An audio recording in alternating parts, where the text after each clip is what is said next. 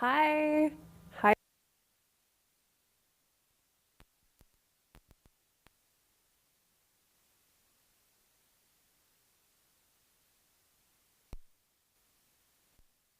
Thank you so much for joining me today and for joining BookTrust. BookTrust have kind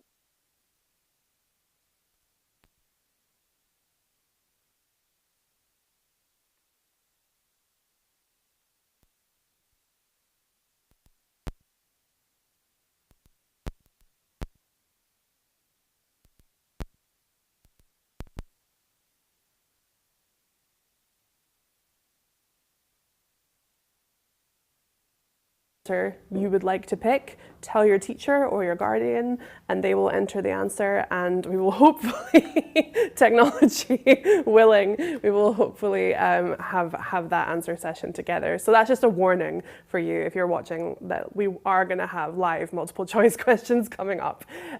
So yeah, my name is Elle. Let us begin. I'm the author of books like A Kind of Spark, Show Us Who You Are, Like a Charm, which is one of the BookTrust Book Buzz books this year, and I'm really, really happy to be talking about that. So this first slide, Pieces of Me, hopefully you can see, the picture, the big picture in this slide is of a show called Blue Peter. Now, if you're old like me, you've been watching Blue Peter for a very long time. Blue Peter, how to describe Blue Peter? But it's an amazing children's show, and it used to have an amazing book award called the Blue Peter Book Award, and it was the first award I won as an author, and it was really exciting. And I stupidly did not bring my Blue Peter badge with me today, which apparently can get me into the zoo for free, which is very exciting. I've not tried that yet, but that's a picture of me at the Blue Peter Book Award, and the reason that we're all sitting so far apart is because it was during lockdown. It was March 2021, so we were all keeping our distance from each other, but it was a really special day, and I got to meet Henry the dog, who's absolutely amazing. And then the rest of the pictures on this slide are some of the middle grade books I've written, so some of the children's books I've written, books like, I don't know if you can see me in my little box, but we've got A Kind of Spark, which is the first book I've written, and then next to her is Show Us Who You Are, and then Like a Charm and Like a Curse. They go together, they're a duology. And then at the bottom there is Kitty, which is the prequel to A Kind of Spark. That's my latest children's book. And then you can see lovely Lola in that little poster of A Kind of Spark, the TV show. Yes, A Kind of Spark is also on television, which makes me a screenwriter as well as an author, which is exciting. And that is Lola, who plays Addie. So that's just a summary of some of my work. If you've got absolutely no idea who I am, that's what I write. And those are my books. Right, coming up, we're going to have our first multiple choice question. This is 2 truths, 1 lie. This is what we call in the corporate world an icebreaker, where we get to know each other. So I would like you guys to talk amongst yourselves and figure out which one of these you think is the lie. 2 are true, 1 is false. So is it number 1? I broke both of my arms at the same time. I broke both my wrists, both my arms at the same time. Did I have to have 2 casts, or do you think that is a lie? Number 2, I have met King Charles. Is that the lie? I mean, as authors, we get to meet lots of very exciting people. And then 3rd, someone wrote a song about me. I mean, I write lots of books, and sometimes I write about real people in those books. So which one of these do you think I'm lying about? There are 2 truths and 1 lie. So I'm going to pass over to your teachers now, and you can all talk amongst yourselves, and you can have a vote. And if your teachers can put in what they think is the right answer, we're going to start off with our first live multiple choice question. I'm going to give you 30 seconds. So starting now. I should probably talk during these moments, but you're probably all ignoring me and just voting and talking amongst yourselves anyway. But 2 truths, 1 lie. Which one am I lying about? It's not in my nature to lie, but for the sake of this presentation, I've told a quick lie. And the amazing assistant behind the camera is going to tell me when we have an answer. Okay. So I think that is number 3. You think number 3 is the lie. Very, very interesting. Okay, number 3. So the answer is number 2. I have not met King Charles, but I have met the Queen. I met the Queen at Kensington Palace Gardens. I was invited there as an author, but it was just the Queen. The King was not present. So that was the lie, but it's a little bit of a cheat because I did meet the Queen. Yeah, I broke both my arms at the same time. I used to do gymnastics. I won't say I was a gymnast. That's stretching a little far. But when I was much younger, probably about the age you guys are now, I did gymnastics. And one day a stunt went very badly wrong and I fell and I heard snap crack and both arms were done. What it feels like to be in someone else's creative work. But thank you for playing. We're going to have more multiple choice questions and live answers coming up, but thank you for doing that with me. So, A Kind of Spark, my first book, is also a television show, and the reason I'm talking about that on this visit, even though we're here to talk about books and the wonder of books, is because the really good thing about A Kind of Spark, my first book being on TV, is that it makes some people, some children who are maybe not very confident in picking up a book, feel much more confident about picking up the book because they've watched the show, they know the characters, and A Kind of Spark is about an autistic girl called Addie who decides that she wants to campaign for a memorial for witch trials in her small Scottish town. And I won't tell you whether she gets the memorial or not, but I'm sure you can guess. And there are 2 seasons of it now on a TV show. I don't know who's in these pictures. So you can see all the kids in one picture. They're at a party. That's a scene in season 2 where we have a big party and it goes slightly out of hand, as house parties tend to do. And then the middle picture is all of the cast and crew on one of the last days of filming on season 1, which was really, really special. There's loads of us. You can see how many people it takes to make a TV show. And then the other picture is of 2 of our brilliant actors, Ella, who there is playing Eleanor, one of our people from the past, and Bridget, who's playing Robin.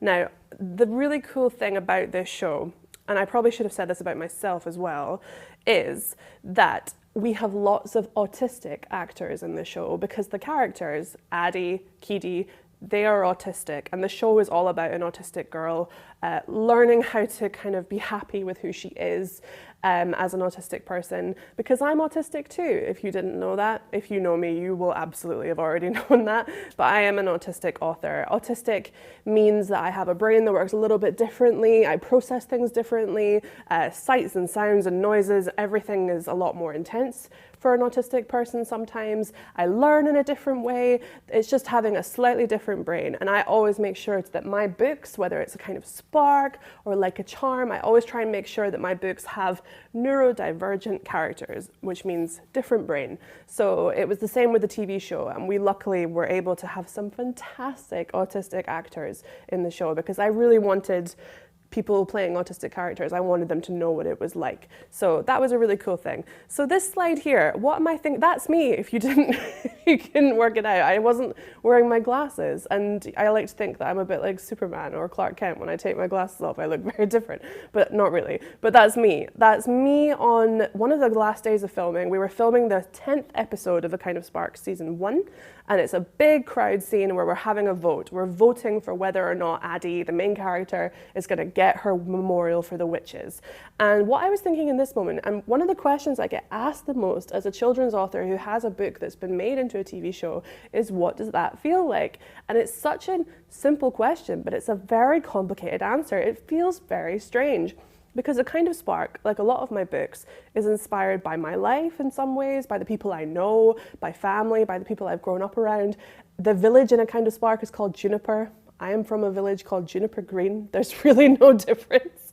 It's very much written from life in Scotland.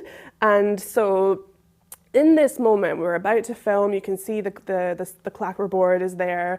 The director had everything set up. There's loads of extras and supporting artists there. And I just took a moment, because I knew the camera was on me as well, and I thought, wow, this is really rare. This is not something everyone gets to experience. And it's really strange. And mostly I was thinking, I hope people like it. I really hope that they like it, because I always want to tell stories that people enjoy, that they have fun with, and that they can also hopefully relate to, especially if they're autistic like me. Next, grateful for.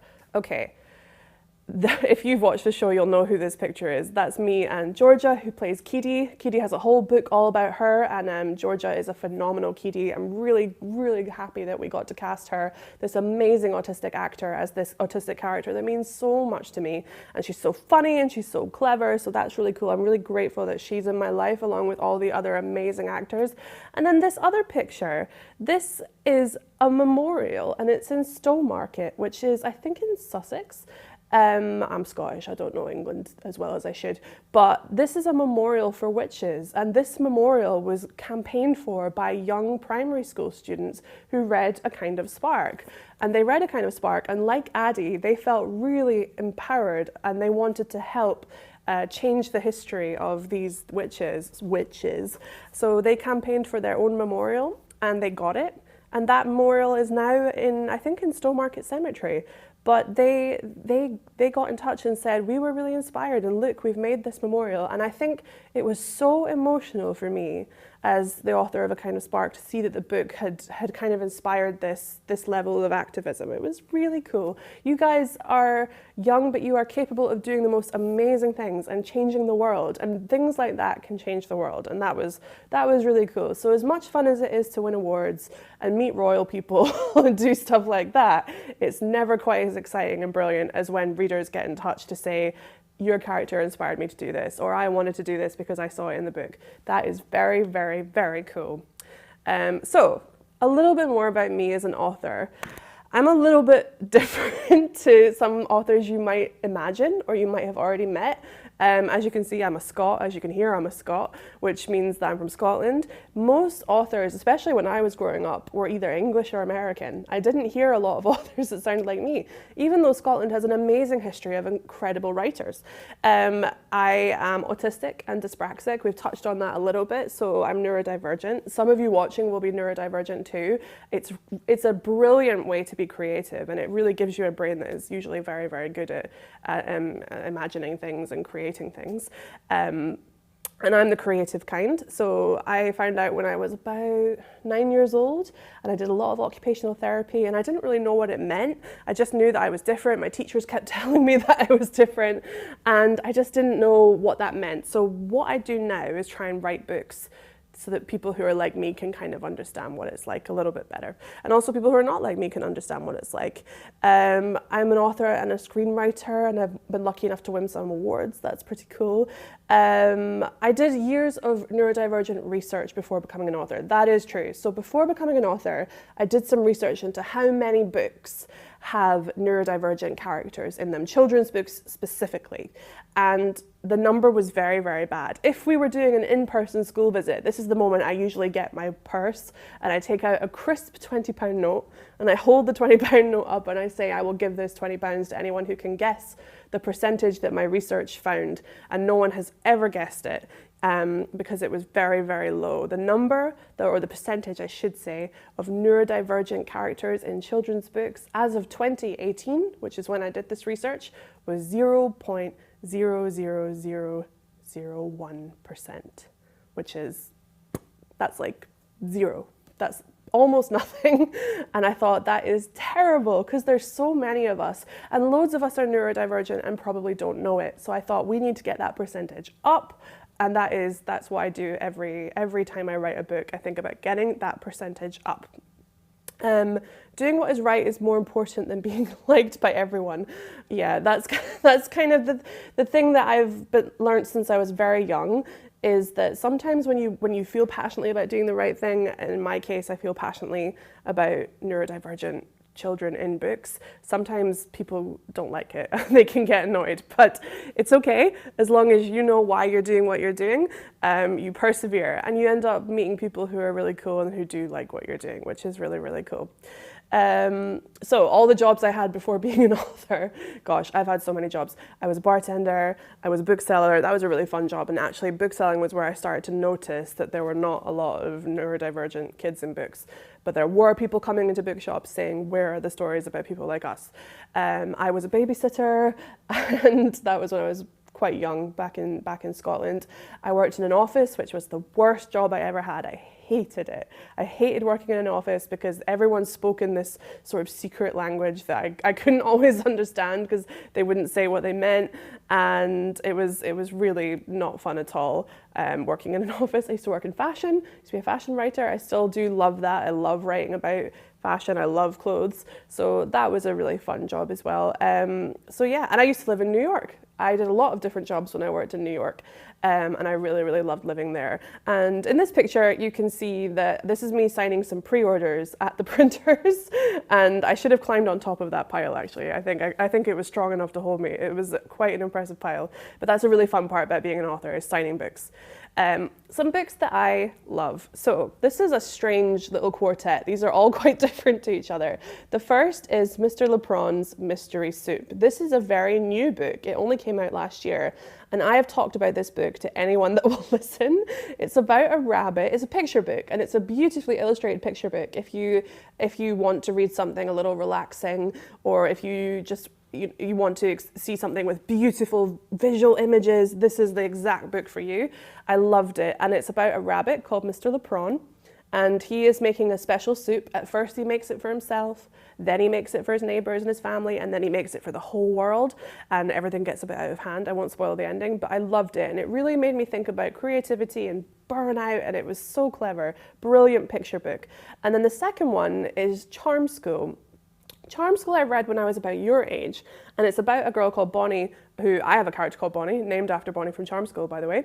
And Bonnie goes to a Saturday class, which is actually like a beauty school for all these girls that are in this beauty pageant.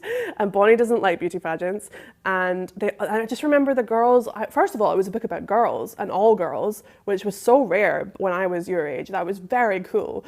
And second of all, they all had brilliant names. That's what I really remember the most. They had names like Araminta, Angelica, Suki, Serena. They had really cool, glamorous names. And I thought, I would like a cool, glamorous name. So Charm School was a really fun, it's got some deep messages in it as well, but Charm School by Anne Fine is very fun. Number 3 is The Count of Monte Cristo by Alexander Dumas, or Dumas, depending on how you say it. The Count of Monte Cristo is a big book. It took me a long time to read, but it's a revenge story, and it's about adventure, and it's about someone who's thrown in prison for something they didn't do, and they have to learn how to escape, and then they go and they come back as the Count of Monte Cristo to get his revenge, and it's so fun, swashbuckling adventure. And in one of my other books, Kiri, the main character, loves the Count of Monte Cristo because she loves revenge, so that's a big part of that story. And then finally, Roald Dahl's Matilda. You guys probably all know this story. This is, every bookworm loves Matilda, and I love Matilda too, and this was a big impact on me as a kid. And I was lucky enough to be asked by the Roald Dahl Company to write a story with Matilda in their latest anthology, and that was so cool.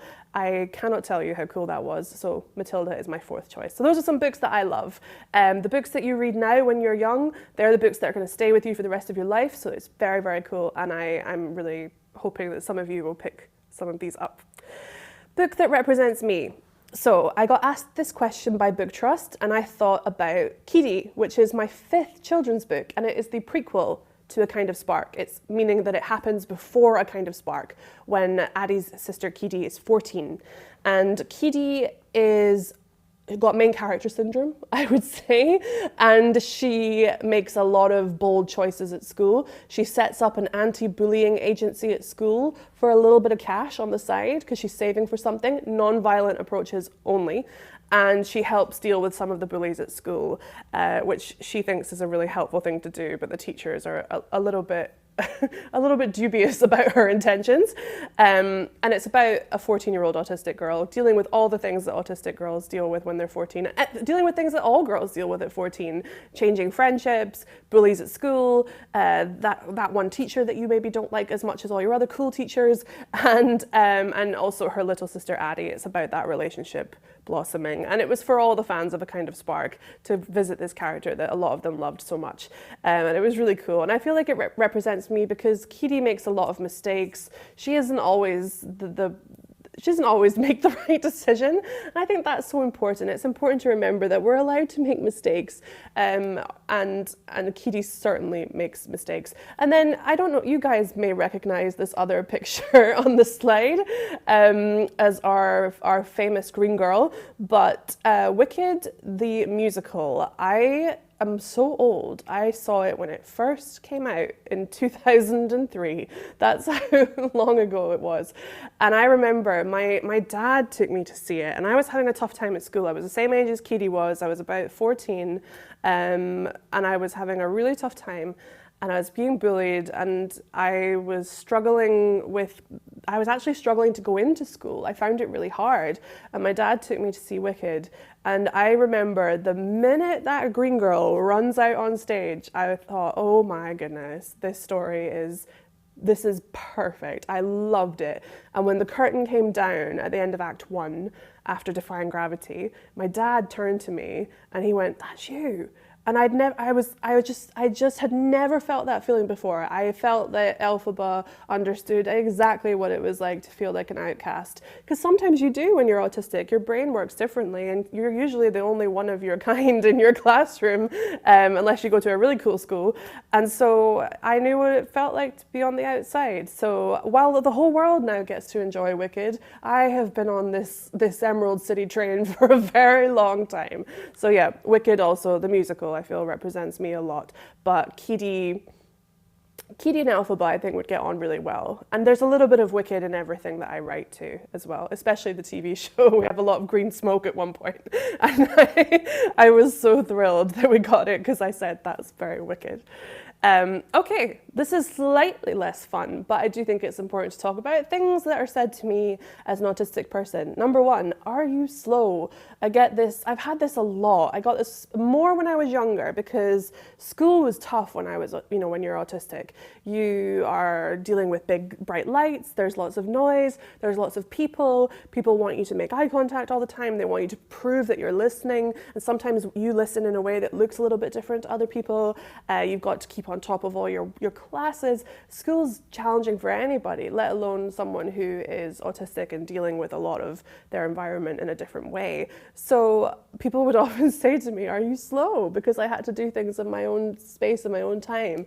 And I would always say, no, I'm going at the exact speed I need to go at.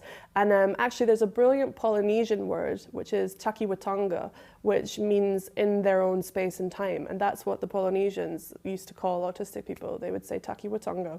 So that's really cool. There's something wrong with you, isn't there? So there's this common miseducation that being autistic is a very bad thing. It's not true. Sometimes being autistic is difficult. Sometimes there are days where I think, oh, this is really hard, and it can be disabling, but that does not mean that it's bad and that there's something wrong. There is nothing wrong. It's a natural neurotype. So that's something I get told a lot, even as an adult still, but it's important for anyone watching, not just autistic people, but anyone watching to remember, no, there's nothing wrong with it. Do you write children's books because you have the mind of a child? So I got asked this by a journalist when A Kind of Spark first came out, and they said, "Do you think that's why you write really good children's books?" And I just thought, I didn't even know what to think. I don't know what a mind of a child means. I think I think lots of children have brains that are much more brilliant than some adults. So I don't understand what the question meant. But that was one of the things that was said to me. I can't even explain it to you. I don't even know what to say. How do you know how to read and write if you're autistic? I get this a lot when I do school visits. And it's usually because maybe they've met another autistic person who doesn't read or write. And that can happen. We are all very different. The spectrum is very broad. Everyone is on a different place in the spectrum. But I can read and write just fine, as can many autistic people. A lot of big geniuses in history are autistic. People like, well, I won't get into it. There's loads of us. But anyway, if you were less strange, the children wouldn't bully you as much. This was said to me as a child. It's not said to me as an adult. I don't let anyone bully me now. But some authors do go to school visits and come back saying they felt really scared. But I love going into schools as an adult. But when I was young, the teachers would sometimes say, "Oh, if you were a bit less weird, you wouldn't get picked on as much." And I just thought, what am I supposed to do with that feedback? What do I do? So I hope people still don't say that anymore. Why won't you look at me properly? Yeah, this one I still get a lot. So Right now I'm staring down the barrel of this camera, but sometimes eye contact is really difficult when you're autistic. Sometimes there's so much sensory stuff going on that in order to listen and process the way you need, you can't look people right in the eye because you feel very exposed, and that's too distracting. When you look people right in the eye, you're seeing so much information that in order to process what they're saying, sometimes I can't look at people in the eye. When I'm listening, I can look in the eye. But this is different for every autistic person, but a lack of eye contact is quite common in us, and it's not a bad thing. It just means that we're processing in a different way, we're listening in a different way. I got told off all the time in school because I would stare at my desk when I was listening, and because I wasn't looking, they thought I wasn't listening, but I was. You think you're better than me. So this is another one I don't understand. I've had this a lot. I had, again, another teacher pulled me aside when I was a kid and said, why don't you like me? Why do you think you're better than all of us? And I thought, I don't know what that's about. I think it's because we don't, as autistic people, sometimes give off the same signals that non-autistic people do. And so it makes other people a bit nervous sometimes. But I don't mean to. It's never deliberate. Anyway, where do all those feelings go? So that last slide, all of those feelings, been 20 years of that. Where do all those feelings go? Well, they go into my writing, they go into the books. It wouldn't be very interesting to write books that are all about being sad and miserable because of mean things people say. There's nothing very interesting about that. But we can put them into exciting adventure stories. And that's what I tried to do with Like a Charm. Like a Charm, look at this picture. How bright is that picture of Like a Charm with the Kelpie? So that's Like a Charm. It is about Ramia, a 12-year-old girl who is like me, neurodivergent, and she's at school and she's having a tough time at school, and one day she learns that she can see magical creatures that other people cannot see. And one of those magical creatures is the Kelpie. So that picture, the photograph, is of the Kelpies in Scotland, which is this big, amazing sculpture. But they're a sculpture of a mythical creature. The Kelpie that you can see there in the illustration, it's a horse. And as dark as this is about to sound, it's a horse that tries to drown people. And I don't know where that came from. I think because in Scotland we have so many bodies of water. We have lakes, we have rivers, we have lochs. So they would make up folklore stories about dangerous creatures in the water to stop you going in it. But I love it. I love Scottish folklore. And so I wrote Like a Charm, all about the amazing Scottish folklore I love. But we're going to talk a little bit more about it. But it was a lot of the stories I heard growing up, and I wanted to put it in a magical book, and Ramia was really fun to write as well. So now it's your turn. This is your question, and I'm going to give you another 30 seconds, starting from probably about now, to answer this question. So in Like a Charm and Like a Curse, we see all three of these magical creatures. We see number 1, a siren, number 2, a kelpie, and number 3, a vampire. And I want you guys to let your teacher know which one you think is the most dangerous or the most scary, and we'll see if Ramia agrees, if she thinks that you have got the right answer. So starting now, and I will give you 30 seconds. So a siren, number 1, which is somebody with a very powerful voice, somebody that can manipulate with their voice. And number 2 is the kelpie, which is the creature I just told you about. It's the horse that will try and lure you into the water to drown you. Gosh, Scottish folklore is so much fun. And number 3 is the vampire. I think we all know about vampires. We all know that they don't like the sun and that they like to drink blood. They are pretty famous. I don't think I have to give the vampire too much of an introduction, but all of these creatures appear in Like a Charm and Like a Curse in Ramia's story. So which one do you guys think is the most dangerous? And my assistant will tell me, you have guessed number 1, the siren, and you are correct. That is the correct answer. In Like a Charm, Ramia opens up a book from her grandfather and she sees the words, "Beware the sirens." And that is where the story really kicks off. And it's because sirens are dangerous beyond belief. And Ramia is one of the only people who's not susceptible to them. She's one of the only people that doesn't fall under their spell, which is good for her. But yeah, so that's a little bit of Ramia's story. So Like a Charm. Gosh, it's so different to A Kind of Spark, but it still is about a neurodivergent girl. Ramia is 12, like I said, she's dyspraxic, she's going to special educational needs workshops, which is what I had to do when I was her age. She really doesn't like it. And then one day when she's walking home from school, she sees Greyfriars Bobby, which is a little stone statue in Edinburgh of a dog, and he comes to life and he leads her on to the beginning of her amazing adventure. Think a Scottish version of Percy Jackson. If you like Percy Jackson, Ramia is kind of like a Scottish version of that. And what is glamour? Glamour was the original title of Like a Charm. It used to be called Glamour. And then we changed it because we didn't want people to think that maybe it was about big feather boas and high heels and glamorous things.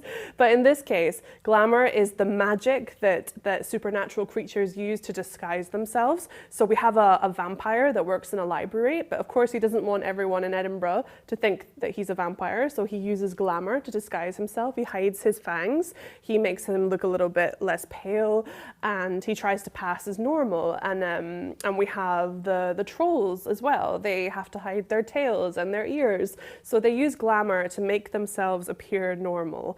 It's kind of a disguise. So that's a little explanation for glamour, and it is going to be important. It's going to come up later.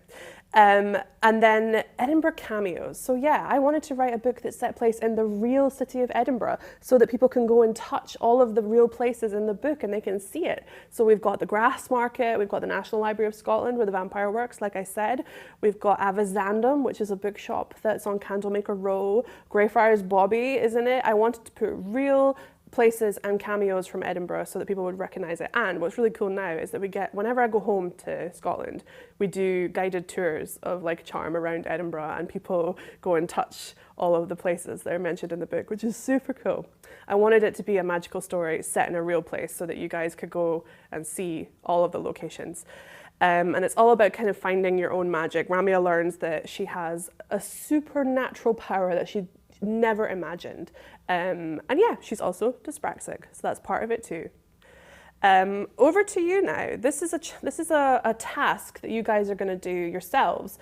First of all, I want to talk about this drawing. I think this drawing is amazing. This was a drawing from a reader. She came to a book signing with me, and she showed me this drawing of Ramia, and I thought it was absolutely stunning, so I put it in the presentation for you guys. As you can see, Ramia is wearing her signature beret, and she's doing a little bit of magic. So your Like a Charm challenge is to come up with a character and think about what their powers would be. So Ramia has water powers. She has the power, as you can see in that amazing drawing from that reader, she's conjuring up a little bit of water. So what would your magical power be? Would it be something to do with the air? Would you fly like Elphaba? Could you turn invisible? Can you read minds? Think about what your power would be. And maybe it's more than a power. Maybe you are a mythical creature that needs to pretend that they're human, in which case, what kind of mythical creature would you be? And then also, the second part of this task, how would you glamour yourself? So if you remember, I just told you what glamour was. It's the magical powers that conceal what you are.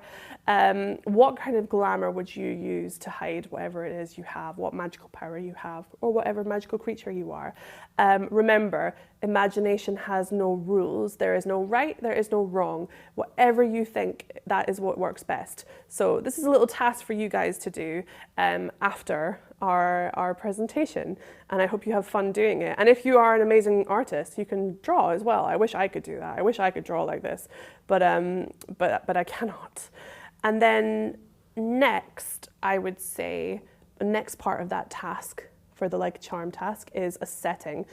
I get asked about Like a Charm setting a lot because, like I said, it's a real place. Edinburgh is, almost everything in Like a Charm is real, and in Like a Curse. I wanted it that way so that everyone could go to these places and see them. And if you have read Like a Charm, you will know that about halfway through the book, Ramia goes to the Grassmarket, which is a real place in Edinburgh, but of course there is no grass at the Grassmarket. So I thought, what if, and that's a big part of being a writer, is asking what if. I said, what if underneath the real Grassmarket in Edinburgh, which is above ground, there was an underground market and they did sell all kinds of grass, and that grass would have magical properties. It would maybe be able to help you read minds, or it would be able to help you forget things or remember things. So underneath the real Grassmarket in my book, Like a Charm, there is a magical Grassmarket that does sell things. So your job is to come up with your own setting. Ramia finds the secret Grassmarket because she sees a door in Edinburgh that leads to it, because I just think there's so much magic behind a mysterious door. So think about your own door in your story, and you don't need to know everything about your story, you don't need to know everything about your character yet, but think about what your door leads to. Where is your door? What does the door look like? Is it a lovely inviting door like the one in this slide, or is it a little bit more spooky? Is it very, very high? Is it very, very low? And then what is behind that door? Think about where it leads to. Is there a reason why everything behind this door has to be hidden from the rest of the world? think about that. And then also, when you're describing your setting, something I find helpful no matter what setting I'm using, no matter what book I'm doing, is think about sound, smell, texture, all of the sensory things that are going on in that place. That's how you can really bring it to life for a reader. So that is your Like a Charm task, which hopefully you guys are going to get to explore after this talk. And I hope it's fun and I hope it's helpful, but I really love thinking about these things. Okay, our last live question, and then we have a lot of questions that you guys have sent in that I'm hopefully going to get through. I'm going to try and get through all of them, but there are a lot. But this is our last live multiple choice question. So, where have almost all of my books been set? I've kind of dropped a lot of hints about this throughout this presentation, but your options are: number 1, London; number 2, Scotland; number 3, America. So I have lived in all of these places. I currently live in London. So it could be any of them, but put your hands up, tell your teacher, and get your teacher to write in and let us know which answer you think it is. Is it 1, London; 2, Scotland; 3, America? And we'll see if you get it right. I think you'll get this one. I don't think this one's too difficult. But we'll give you another maybe 10 seconds. Let's see. Yeah, my helpful producer has told me that you got it absolutely right. It is number 2, Scotland. A Kind of Spark, Keedy, Like a Charm, and Like a Curse are all set in Scotland, in modern day Scotland as well. And only Show Us Who You Are is set in London. And as of yet, none of them are set in America. So you got them absolutely right. Although I do think the accent is a bit of a giveaway. And if you've read the books, you already know that. So one thing before we get into our many questions that we have, and I do tend to give very long answers, so bear with me, is whatever I know it can be daunting to sit down and write a story for the first time. I still find it daunting at 32. You know, I sit down and start trying to write a book and I think, oh, this is difficult. But remember, there are no rules. This is your thing. This is not homework. This is not anything that you have to get perfect. This is whatever you want it to be. And don't compare yourself to other people. Don't compare yourself to other writers. Don't compare yourself to your classmates. Do what you think is right. And don't worry if it's never been done before. That actually is very cool. And also, don't worry if it has been done before, because the way you are going to do it is going to be completely different to how they do it. So whatever you want to do is probably the right thing. I spent years not writing about being autistic because I thought, no, that's strange and people won't understand. And maybe some people don't understand, but loads of people do. And that's been really cool. So I'm really happy that I finally did that. So whatever you sit down to write after this, please make sure you're having fun. Please make sure that you're writing whatever it is you would like to read yourself. You're not comparing yourself, and really give yourself a chance to play and have fun. Okay, questions. I have a bowl of questions. We had about 50 questions, so we've had to kind of narrow them down a little bit. So I'm going to pick them at random, and I'm going to read out your school as well. When you've asked this question. This is from Co-op Academy in Oakwood. Hi guys, I hope you're watching. Have you had an idea for a book which has been rejected by publishers? If so, what did you do to keep yourself from giving up? Okay, so I have not had a book idea rejected by publishers. I'm very lucky that the first book I ever sent to a publisher was A Kind of Spark, and the publisher liked it and published it. But before that, I was working in publishing, and I was a bookseller before that, if you remember. And I was working in publishing, and I was an assistant. I was assistant in quite a few different publishers, from small ones to big ones. And when I worked in publishing, I said in my job interviews, I said, I want to have neurodivergent books in the kids market, and I want to see it happen. And they went, cool. And then I showed up for work, and I said, I'm still going to make that happen. And I think they all kind of thought, ooh, she's just meant to make tea and take notes in meetings. Why has she got big ideas about this? But still had that statistic, if you remember, that 0.0000001%. I thought, I have to start changing that now. And I would be in meetings with big important publishers and I'd say, we need to have more neurodivergent books, and they need to be fun. They need to be adventurous. They need to be about other things and not just about the neurodivergent character's difference. They have to be about books that anyone can enjoy, and books that are fun.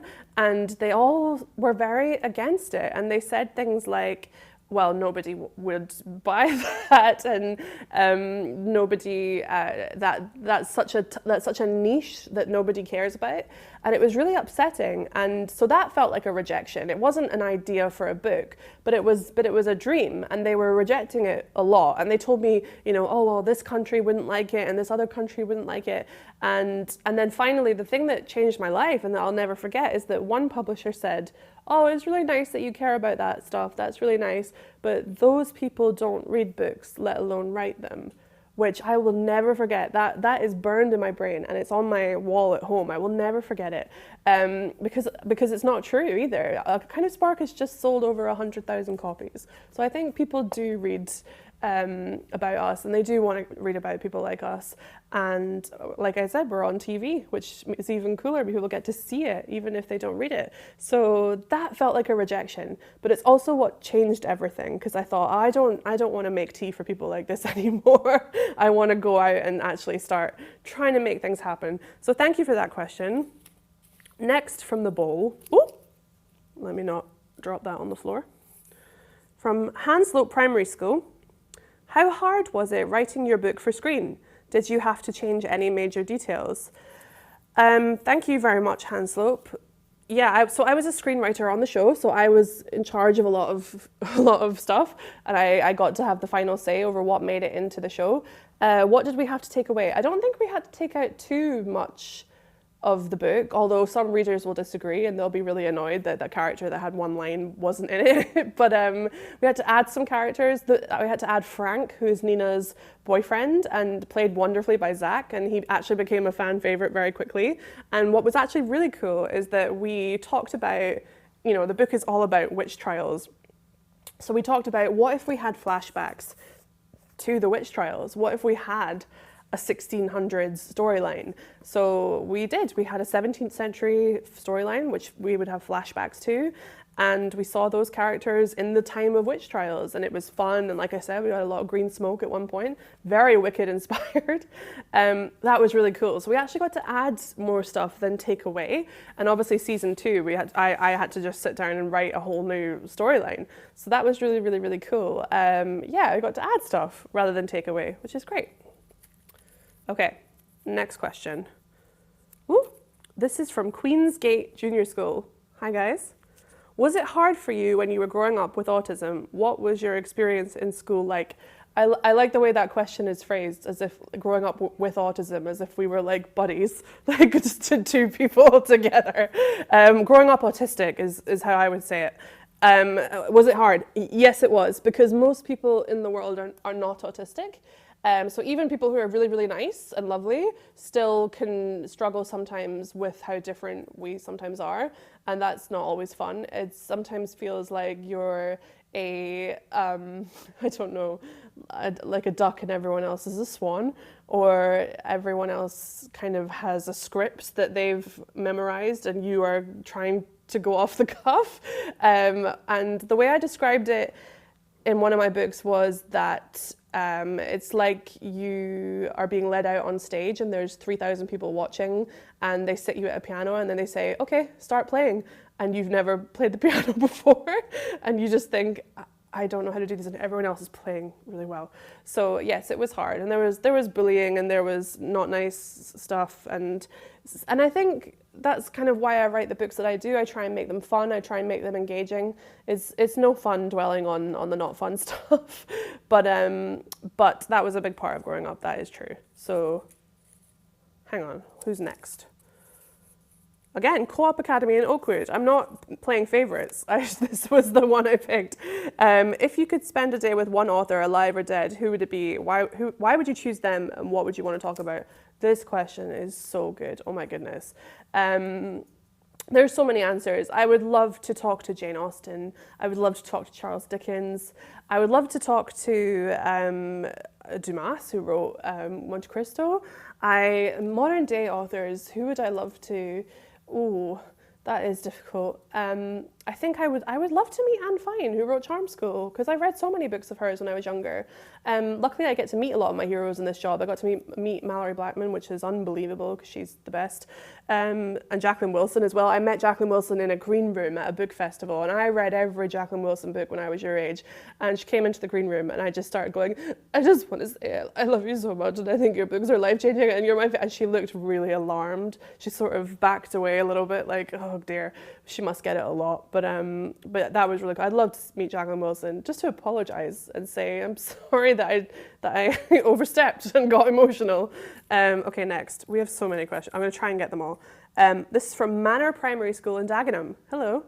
How challenging was it to get your first book published? So this I've kind of answered already, but getting the first book published was not too difficult. Getting the industry to care about people that are different to them, that's difficult. It still is every day.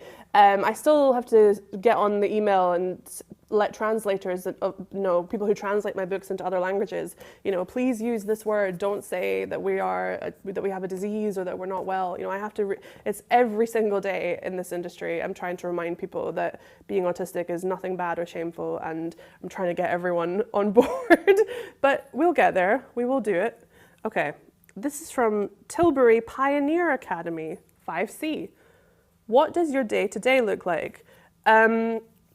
Good question. So I get up and I tend to my horrible dog, who is a 2-year-old golden retriever. And then I try and read for a little bit. And then I will just write. If it's a writing day, which is my favorite kind of day, I will write for about 12 hours. And that's just how you have to get books written. It's just treat it like a job. Get as many words down as you can. And then other days, lots of fun stuff. Sometimes I go and do school visits. No 2 days the same in this job. I'll go and do a school visit somewhere. Usually I have to travel. Or I'll come and do something really fun like this. This is really cool because I get to be in all different locations at the same time. Or sometimes I'll have to film a video at home for somebody. I have to write back to somebody because they've written a letter saying they like the book. I get a lot of people sending me things to do with their pets. So I usually have to write back to those people and say thank you for sending me a little bit of your rabbit's tail. I really appreciate it. And sometimes I have to do interviews or press. That's probably the least fun. That's not always fun because they ask silly questions sometimes, but kids never ask bad questions. So if I'm doing something with readers, that's always amazing fun. I love doing book festivals, love going to bookshops. That's a big part of being an author too. So the day-to-day can look like anything. And also, going to other countries. I get to go to Italy and Sweden and the Middle East and the US and visit all these different places. That's really fun as well. So thank you for that question. Ooh. Okay. This is from the Hill Primary Academy. How does it make you feel when you write about people who are autistic? It feels really good. It feels really nice. I really like it. And I can only ever write from my point of view. Also as a dyspraxic person, when I'm writing Ramia, I'm writing from my experience and my point of view. But I really like it. And the best part is when people get in touch to say, I love this. This is exactly like me, which luckily for me, I published my first book in June 2020, and there has not been one day since that I haven't had a message from someone saying, this is my story, or this is like my life, I really relate to this. And I have a little board at home where I tally how many people get in touch and say, oh, I read A Kind of Spark, and that's what made me get my diagnosis. And it's something like 500 now of people who've got in touch, and that's so cool as well, because there's so much mystery around being diagnosed. So it's really cool. I think the coolest thing is when people get in touch to say, this is just like me, but also when people say, I just love this story. Because sometimes when you write a story about being a bit different, like me, if you're autistic, or maybe you write about being from a different culture or a different race or a different sexuality or a different background, whatever your experience is, it can sometimes be a bit scary because you think, well, most people aren't like me. They might not want to listen. They might not want to understand, but most people do. And so when people get in touch and say, this was just a great story, that's the best thing ever. That's so cool. Okay, next question. This is from Tendring Primary School. Are there any true events included in A Kind of Spark or Kitty? Yes, there are lots of true events. So the very opening scene of A Kind of Spark, which never changed from the moment I started writing it, was Addie getting her work ripped up. That happened to me, and it's because I had very bad handwriting. I still do. It's never improved. It's never gotten better. But thank goodness for computers, because I get to use those. But I never forgot what it felt like having my work ripped up. So I don't think anyone should ever feel that way. So that was true. What else is true? I mean, the witch trials were true. Like there's a whole big part of history in A Kind of Spark that is true. So I found that a really fascinating part of history from a young age as well, learning about witch trials. So it never left me, that kind of curiosity. So that's very much true. And I always try and I made sure to use as much accurate research as I could when we were talking about the witches. So that's true. And then in Keedy, what's true in Keedy? I think Keedy is what I wish I had done at 14. So like I said, Keedy sets up an anti-bullying agency. She says, I'll deal with your bully for you so that you don't have to. I wish someone had done that for me. I would have loved that. They would have made my life so much easier. So that's more of a wishful kind of thing than something that actually happened. And I wouldn't encourage people to do that at school. Just tell an adult if you see someone being bullied. You don't need to start being someone's bodyguard for them. But that's true. And then also, I guess, all of the things in both The Kind of Spark and Keedy that talk about what it's like what it feels like to be autistic, that's from my experience. That's all true. So I wanted to make sure I wasn't ever making things up in that way, because it's from my own experience. So, and luckily lots of other people too, which is very, very cool. Okay, I think we're going to make it. Langley Primary Academy. I'm sorry if I'm saying that wrong. How did you get A Kind of Spark series onto the BBC? From Aidan. Thank you, Aidan. Well, I'll tell you, I didn't have to camp outside the BBC and demand it. They actually came to us.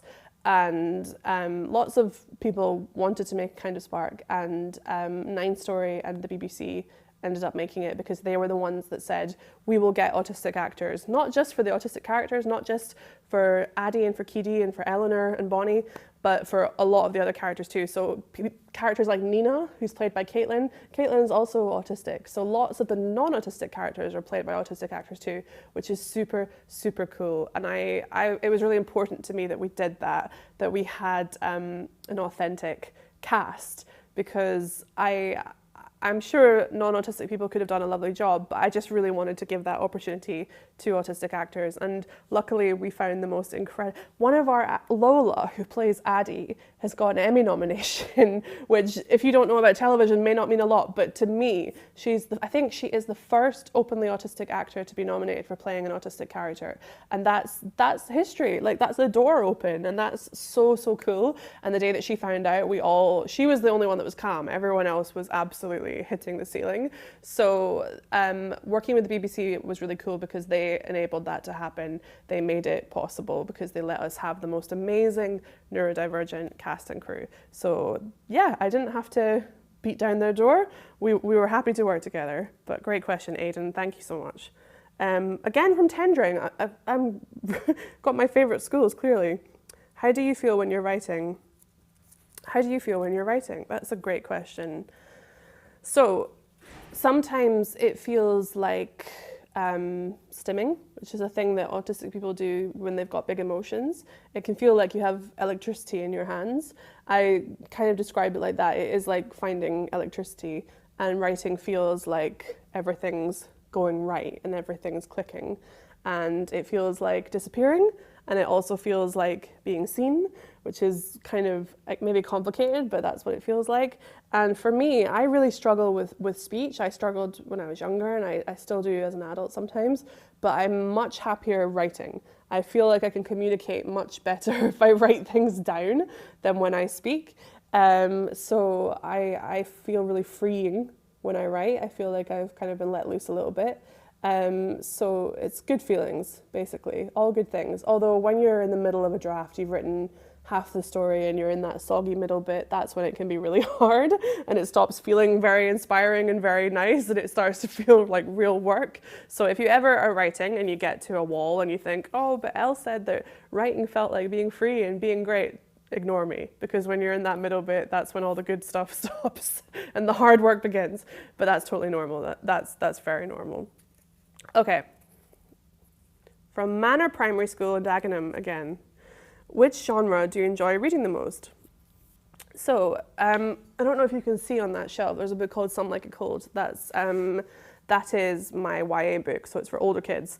And it's a love story, and I love to read love stories. I love romance. I love things where people are happy and there are happy endings. That's my favorite thing to read. But I also love a good picture book. Like I said, I love Mr. LePron. I love people like Tom Percival. I love Dapo Abiola. I also love reading other middle grade books. That very first picture on that first slideshow were great middle grade authors like Sam Sedgman, M.G. Leonard, Kate Rondell, Annabelle Steadman or A.F. Steadman, and Sharna Jackson.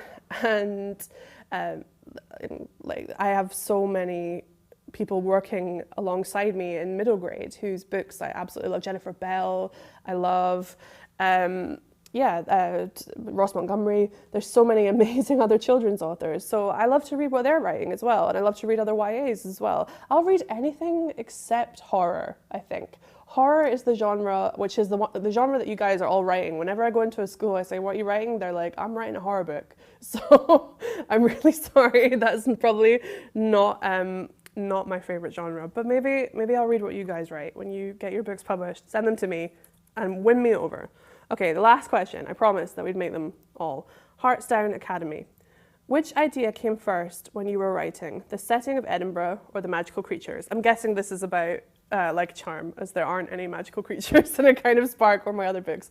So in Like a Charm, I think Ramia came first. I really wanted to write a little girl who's neurodivergent, but who's quite tough and a little bit angry and a little bit fiery. So Addie in A Kind of Spark is very, very sweet. Cora in Show Us Who You Are, which is my second book, is very, very lovely and quiet and quite shy, and she's quite reserved. Ramia is not any of those things. She's tough, she's feisty, nobody really can push her around, and that was really, really fun. I really, really loved when she kind of appeared in the brain.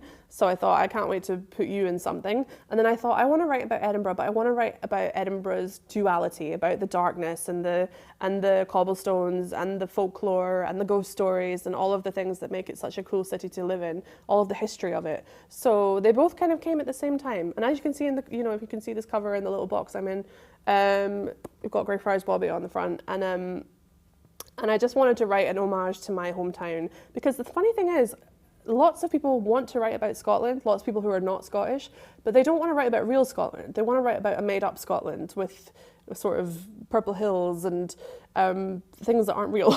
And I know that folklore may not be real, but I wanted to have Scotland be real in it, if that makes sense. So the setting was important to me, that we have places that everyone can visit now in 2025. So I think, where's my clicker? I think that brings us to the end of this presentation.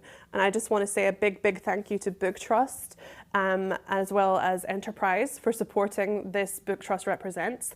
And remember that they are running a competition, and you can win up to £3,000 for your school library of inclusive books. You can win an in-person author visit, and there are loads more prizes. So a big, big thank you. Details can be found on the BookTrust website. Thank you so much to BookTrust, and thank you so, so much to you guys. Thank you for giving up your time on a Wednesday to watch me babble and waffle about my books and being a neurodivergent writer. Thank you for your questions. Thank you, teachers, for getting those answers in. It was all very seamless on our end and very quiet, but I'm sure there was lots of chaos where you guys were, but well done. Thank you so much. And yeah, I've been Elle McNicoll with BookTrust, and it was really, really cool. Thank you so much, guys. Bye from me.